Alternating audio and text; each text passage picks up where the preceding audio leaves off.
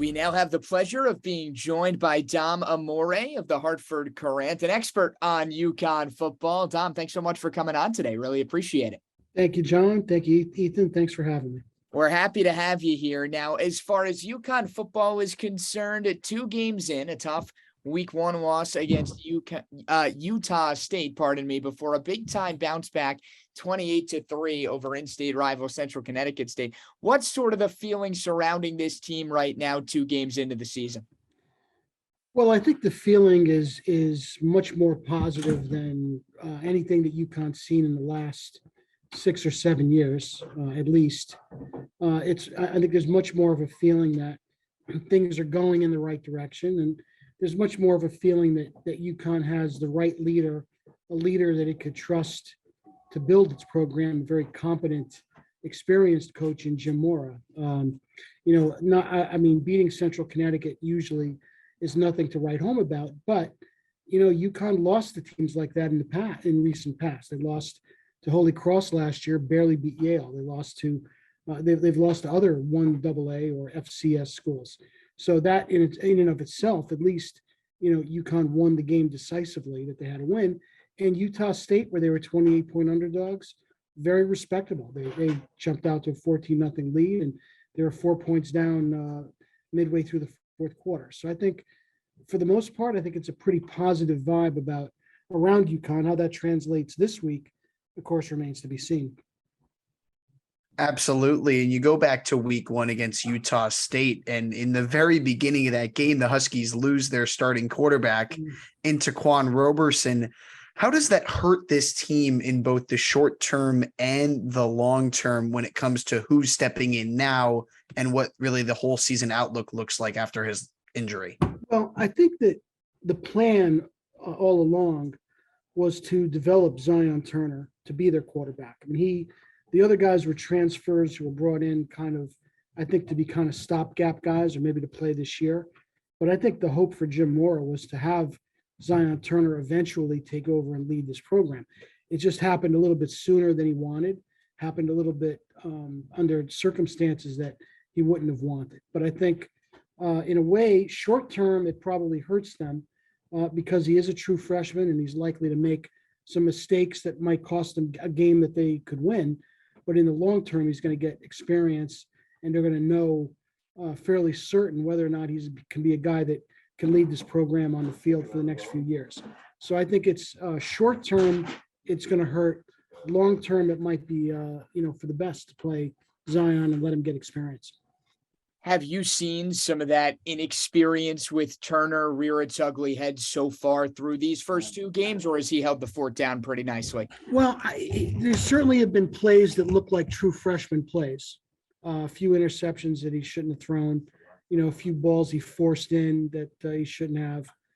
There's been some of that, but I'll tell you, for a kid who's, again, a true freshman at quarterback, there haven't been as many of those as you might think. He hasn't embarrassed himself in any way. So, I do think he has a chance to be a pretty good quarterback. When you look at a freshman quarterback going against a Syracuse defense this week that forced, multiple turnovers last week against a guy like Malik Cunningham in Louisville, who's one of the best quarterbacks in the ACC and one of the most experienced in the country, how does Jim Mora get his freshman quarterback ready for a much tougher test in the defense he'll be playing? Well, I think you're probably going to see a much more conservative game plan even than what UConn's had so far. I think UConn's bread and butter certainly is running the ball. Their offensive line has been completely rebuilt and is controlling the line of scrimmage against teams against which they should control it. So it's not, so obviously this is going to be a much tougher test. I would assume, you guys know better than I, Syracuse's defensive line is not going to be that easy to control. But I think obviously what UConn's going to try to do to take the pressure off their young quarterback is run the football, establish the run and keep running and throw the ball as a change of pace and not try to win the game that way. I don't think they're going to ask him to try to win the game for them, but rather manage their running game. And if they are behind and they need someone to throw it downfield, they're likely to go to somebody else. Has the Roberson injury and Turner sort of getting thrust in there sooner than expected placed any more of a burden on that run game. I mean, Nate Carter with a monster game against Central Connecticut Yeah. had a touchdown, 120 yards. Yep. Just how much has that injury impacted the game plan? Well, he had an even bigger game against Utah State, if you recall. The thing that you always look at when you focus on running the ball is you've got to have some kind of a passing threat to counteract it, or else teams are just going to load up the box and they're going to stop you from running. If that's all you can do, teams are going to stop it. But I would say that in these first two games is that despite teams knowing what UConn was going to do, UConn has still been able to run the ball. So I think that's going to be the question. I mean, ultimately, if UConn's going to run the ball successfully against good teams, they're going to have a little better passing threat than they've had, but they're going to have to bring that along slowly, again, because of the inexperience at quarterback. Absolutely. So going back to what you were talking about with Jim Mora, really trying to bring this program back, what has it been like so far? Is it all positive? Have there been some downsides to it? What is the overall feel around Jim Mora? Well, I think there was a lot of excitement when he was hired. I think most people, when Randy Edsall retired and then left, and we had the Lou Spanos as the caretaker for the rest of last year. The general consensus, I think, in the college football community was who would want to go coach UConn? Who could UConn get? Who would want that job? And the thinking was that they were really going to have to, just kind of scrape the bottom of the barrel to find someone to take the job. This is obviously a much better, much more accomplished coach than I think anyone ever dreamed that UConn would have. A guy who's obviously coached in the NFL, coached a team to an NFC championship game, coached UCLA, had a good record there before getting fired. So I think this is a guy that I think a lot of people were surprised, borderline shocked that they were able to get a Jim Mora to take this job. And they've pretty much given him what he's asked for to do it. And again, he brings a confidence and a competence and a credibility with him that UConn hasn't had in that position. And I think also his national media profile from not only coaching at UCLA, but working on TV. I think you see that people, at least for the moment, have stopped laughing at UConn. Maybe they're chuckling a little bit, but I think people have really stopped laughing at UConn. People take this very seriously that Jim Mora is here. So I think that's kind of the feel. I think there's a newfound credibility and a newfound respect and a newfound hope for UConn football. And sort of along similar lines with Mora coming in, just how much more invested now is the university, really state of Connecticut as a whole, I guess you could say, in getting this program back to a level of relevance? Well, one thing that they've done is they've really brought the program up to speed with major programs in terms of the staffing and the personnel behind the scenes. I mean, they have a tremendous, I don't know how many positions that have been created since Moore took over. That's something I'm actually trying to find out. So stay tuned on thecurrent.com if you're interested in that. But they've created a lot of new positions in player personnel, coaching, assistant coaching, video study, and of course recruiting. They have a lot of new people there. And in fact, they don't even really need. They barely need an SID because they have their own whole arm of storytelling arm to get their message out for the benefit of the recruits. So they have certainly invested in giving him all of the tools that he's asked for to succeed. And he's invested maybe taking a little bit less money so that he could build the kind of staff that he wanted. So there's the commitment's there and the facilities are there. And, getting back to kind of your previous question along with this one, the one thing that UConn did not need is another coach to come in here and start complaining about, well, we don't have this and we don't have that. And, Notre Dame has this and we don't have it. And Big Ten schools have this and we don't have it. This is a guy coming in from day one talking about how much he likes the facilities. And he thinks that they're better facilities than he had at UCLA. And he's not worried about having a stadium 20 or 30 minutes off campus when UCLA played in the Rose Bowl 2.5 hours away from campus. So he's come in, he's really built the staff that you need for a big time program, and has not done it with a lot of whining and complaining, which is kind of refreshing. And I think it's all to the good here. Building off what Johnny said, as a Connecticut resident myself, I've been following UConn football, albeit from a Syracuse perspective. And, I saw the governor was at the game last weekend. I see, UConn alum Dan Orlovsky tweeting all the time about the program. How much has that helped, the team kind of build itself up? And, what kind of a boost does that give? Well, a lot of it's Dan Orlovsky's father is doing a lot of that tweeting. And he's been really taking shots at Edsel. But no, I mean, the governor was actually part of the process of recruiting Mora and getting him to come here. And that was something that seemed to have an effect on Mora, that, hey, the governor of Connecticut wants me there. I think, as far as the impact goes, I guess it depends on how popular the governor is at a given time. But certainly having him there, having him this heavily involved is part of it. And I think, the big challenge of coaching UConn, if you're a Connecticut resident, this. UConn's the only program in the country where every game is a referendum on whether the program should even exist, right? I mean, every time they lose, well, we drop football, go FCS. This is a failed experiment, get rid of it. There are a lot of schools around the country that win 1 or 2 games a year and never have any of that. And I think the governor's done what he could to kind of spread the message that, hey, we should have an FBS program. We're going to have an FBS program, and we're going to build it. We're going to try to win. We're going to try again to turn it around. So I think all of that, again, is funneling into an improved situation. For a lot of people, you hear Syracuse, you hear UConn. Football, definitely not the first sport that comes to mind. But on the topic of that old Big East rivalry, just how much do you expect that to factor in, if at all, to a matchup like this one that we have this week? It's going to factor in a lot because I'm sure there are going to be a lot of Syracuse fans making the drive down here and getting tickets. There are also a lot of Syracuse. Syracuse is one of those teams that has a lot of fans everywhere, including in Connecticut. They certainly have a lot of fans among media members, as you guys know. I think it's going to be a pretty big deal. And if UConn can give a good account of itself and play well, I think it's going to be a good thing, a good game to schedule as often as they can. So I think it's going to be a big deal.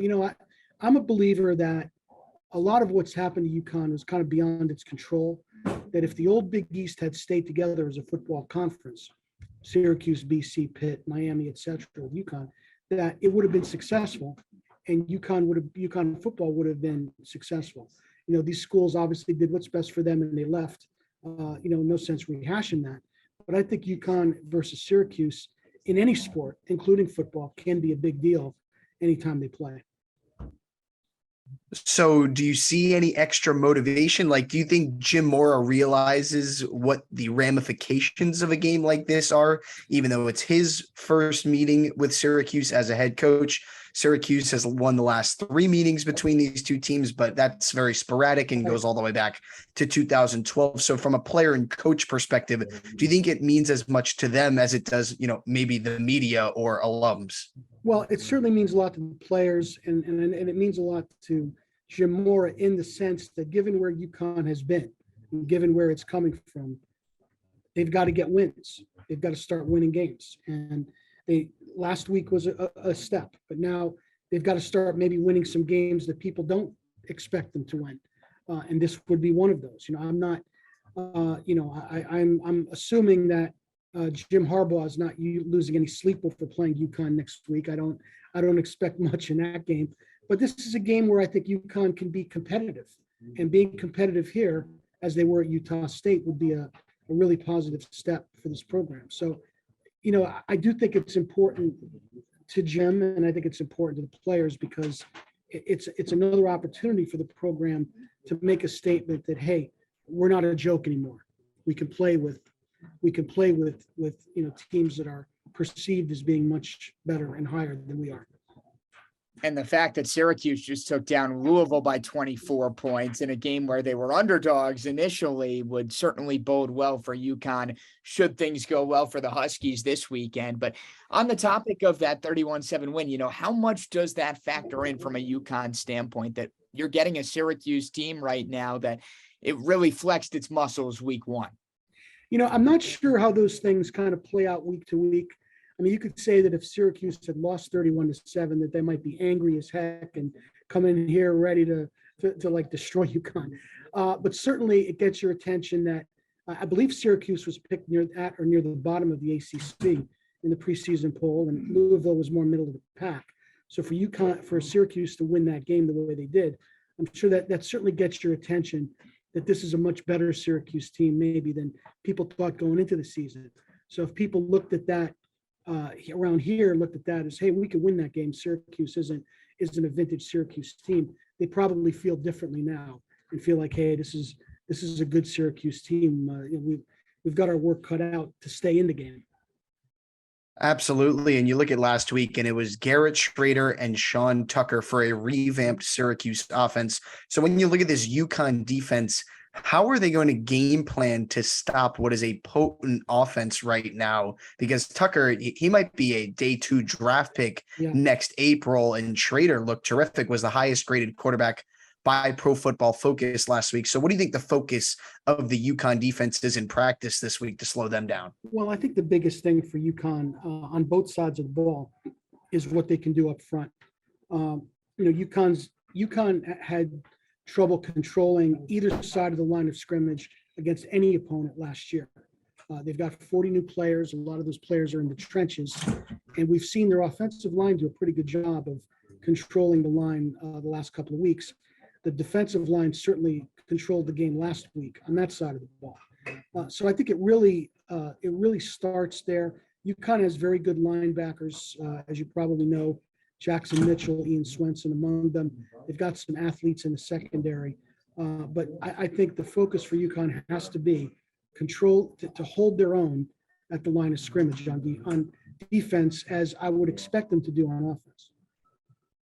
Dom, anyone on a UConn side, whether it's offense or defense, that maybe through these first 2 games has really impressed you, but maybe has flown under the radar that you could see having a big impact come this weekend? Well, Nathan Carter obviously has had 2 great games for UConn. Right? He's got over 300 yards already in 2 games. And of course, he's from that area. He's from the Syracuse area. So I imagine he'll be extra fired up if the line plays well. He's been terrific for them. They've also gotten some good play out of their other backs, particularly Brian Bruton, who's got tremendous speed. So I think that, it's a different UConn team than you would have seen last year in terms of size and speed. And Carter is certainly the guy who's taken advantage of having a much stronger and more potent supporting cast. Absolutely. I know we're still a couple of days out, but if we could trouble you for a prediction of what might happen on Saturday night, how would you prognosticate what's going to happen? Well, I think Syracuse is going to win the game. I'm not going to sit here and pick UConn to win, but I do think that UConn will be a much tougher opponent than maybe folks up there at Syracuse are expecting. I expect UConn to play well and maybe stay in the game for a while and look like they belong on the field. 49-0 would surprise me. I think UConn is putting those days behind them.